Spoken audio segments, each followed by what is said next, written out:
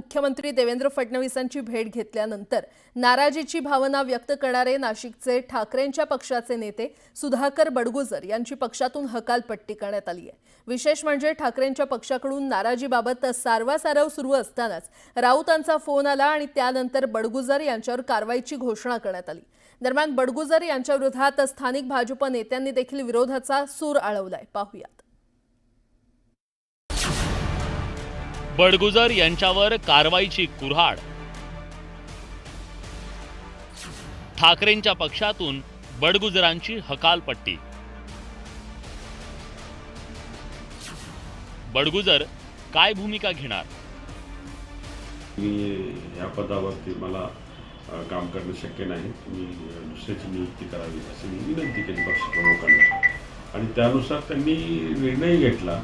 परंतु संघटनात्मक बदल करत असताना एक अविश्वासाचं वातावरण निर्माण झालं।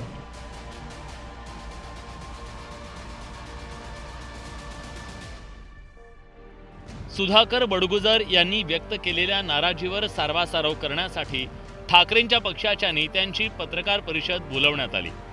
मात्र एका फोनमुळे या पत्रकार परिषदेचा अवघा नूरच बदलला। ठाकरेंच्या पक्षाचे नाशिकचे जिल्हा प्रमुख डीजी सूर्यवंशी पक्ष संघटनेबद्दल माहिती देत असताना पक्षाचे सहसंपर्क प्रमुख दत्ता गायकवाड यांना उद्धव ठाकरे आणि संजय राऊतांचा फोन आला आणि सुधाकर बडगुजरांची पक्षातून हकालपट्टी केल्याची घोषणा करण्यात आली। आताच आदरणीय उद्धव साहेब आणि संजय राऊत साहेब यांचाच आता फोन होता। त्या ठिकाणी पक्षाविरुद्ध कारवाई केल्यामुळे बडगुजर यांना पक्षातून काढून टाकण्यात आले। एखाद दुसऱ्या व्यक्तीने नाराजी व्यक्त केली म्हणजे संपूर्ण शिवसेनेमध्ये फाटाफूट आहे। व्यक्ती म्हणजे शिवसेना नाही आणि त्या व्यक्तीला नाराजी व्यक्त करण्या एवढी प्रतिष्ठा त्या पक्षाने दिलेली असते। खरं तर 24 तासांपूर्वीच बडगुजर यांनी पक्षावर नाराजी व्यक्त केली। त्यानंतर कारवाईची चक्र फिरली। मातोश्रीहून आदेश निघाला आणि बडगुजर यांना पक्षाबाहेरचा रस्ता दाखवण्यात आला। बडगुजरांवरच्या या कारवाईनंतर राजकारण तापलं नाही तरच नबल। त्याला सांगता आलं पाहिजे पुढे की आम्ही ज्याला काढलेला हा काय जाईल म्हणून, पण तिथे राहायला आता कोणी उत्सुक नाही। मला वाटतं संजय राऊत ज्या ज्या ठिकाणी जातात त्या ठिकाणी असेच भूकंप होत आहेत। ते जातात तिथे प्रभारी म्हणून पक्ष संघटन करायला आणि सगळं विघटन त्या ठिकाणी होतं हे आपण बघितलेलं आहे आणि नाशिकमध्ये सुद्धा लवकरच आपण बघा तेच होणार आहे। ठाकरेंच्या पक्षाकडून हकालपट्टीची कारवाई झाली असली तरी बडगुजर भविष्यात काय भूमिका घेणार याबद्दल उत्सुकता आहे। पक्षामध्ये खरं बोलणं आणि नाराजी व्यक्त करणं हा जर गुन्हा असेल तर तो गुन्हा मी केलेला आहे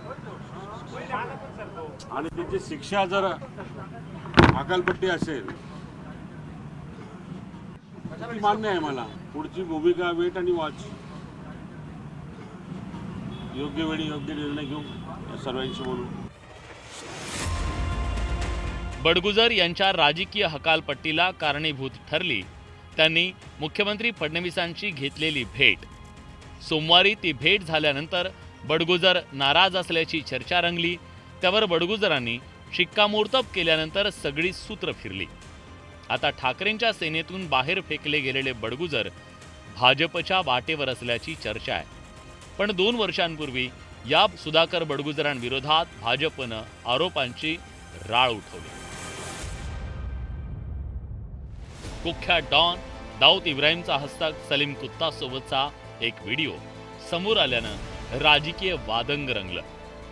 विशेष म्हणजे भाजपचे नेते नितेश राणेंनी सलीम कुत्ता आणि सुधाकर बडगुजर यांचा फोटो विधानसभेत झळकावला होता। ऐसा आहे का, जर आणि तरवर आपण उत्तर देणं बरोबर नाही। आज तर त्याची हकालपट्टी झालेली आहे। आता त्याच्यानंतर ते काय निर्णय घेतात, कुठल्या पक्षात जाण्याचं नाही जाणं, त्याच्यावर प्रतिक्रिया देणं योग्य आहे। आज उद्या जाणार तर तिथे काय तुम्ही बोला, जर आणि तरवर काय तेव्हा नागपूरला येईन ना मग प्रवेश त्याचा झाल्यानंतर. यांना जर पक्षामध्ये घेतलं तर मला वाटतं पक्ष कुठेतरी बॅकफूटवर जाईल आणि जे निवडून येणारे लोक असतील त्यांना सुद्धा याचा फटका बसेल. फक्त निवडणूक लढणारे आहेत त्यांनाच बसेल असं नाही, तर पूर्ण भारतीय जनता पार्टी शहर यांना सुद्धा फटका बसेल फक्त या एका व्यक्तीमुळे. त्यामुळे माझी या वरिष्ठ नेत्यांना विनंती राहील की आपल्यापर्यंत जरी ही चर्चा आली की यांच्या प्रवेशामुळे खूप काहीतरी होणार आहे, तर हा चुकीचा गैरसमज आपल्यापर्यंत पोहोचवला जातो आहे.